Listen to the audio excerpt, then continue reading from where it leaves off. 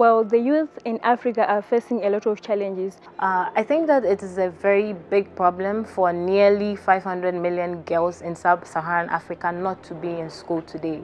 I feel that the major problem is the fact that our curriculums do not focus on building students wholesomely, but rather lie too much on the academic aspect, forgetting the wholesomeness of a student. The education system does not, include the 21st century skills that makes it easier for us to, access the current jobs that are available on the market. We people with visual impairment, we are being left behind.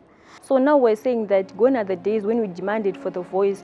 Now we want the platform to air out our views, and also after that to make sure that the solutions we give must be incorporated in all the policies. So if we have an education system that is not just built on what the stakeholders think, but it is built on what we learners' aspirations are, I can tell you for sure that we will not just have a vibrant system, but we will have a continent full of young people with big dreams and that are realizing their potential all over. I feel that our governments should engage key and relevant sectors when they are formulating the curriculums in our countries. They should engage youth themselves. If we want to make sure that the system is built on our aspirations as learners, then we must be part of the decision-making process. We must be part of the implementation of the system, and we must be part of the monitoring of the system. The fact that youth will be engaged in such dialogues will make a very big difference, because they are the ones that are in school. They're the ones that are going through this education system, and they're the ones who are probably going to miss employment or even lack skills to start their own employment opportunities. So if they are engaged, it is going to be a key way for them to talk about what they feel is important, to give them skill, to be able to start their businesses, to manage them, and to even grow economically. Donc notre préoccupation, c'est de voir, selon ce que la Charte africaine de la jeunesse propose, ce qu'on peut faire pour que nous ayons une éducation harmonisée et qu'il n'y ait plus de barrières, parce que cela constitue une barrière en matière d'intégration, en matière de brassage culturel. Cela constitue également une barrière en matière d'emploi des jeunes.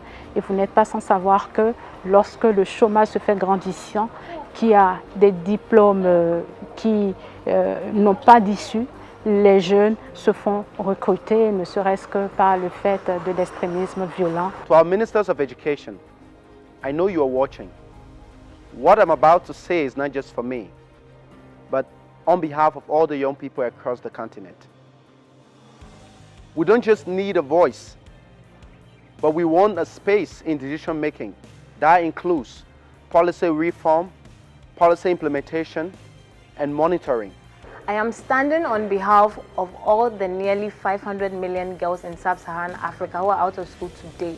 And we are calling on you, ministers, to ensure that if you do not have an inclusive education policy, to make sure that these girls are in school, start making one now. And if you have one, make sure you walk the talk. And we just need these mentorship programs to let the girls know that no matter which corner of Accra, of Kumasi, of Nairobi, of anywhere that you are in Africa, you can become somebody who would eventually be able to change the world. I like to say this: education is the key to success.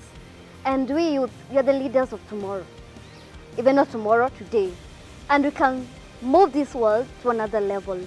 We need to be educated, we need to be taken to school and get education. And I'd like to urge the government at least to create and build more institutions whereby we youth with visual impairment are going to get education. We are calling on you to engage us on your technical boards to make sure that your educational plans are gender responsive. We know you can do it, and we are counting on you. Help us have a space now.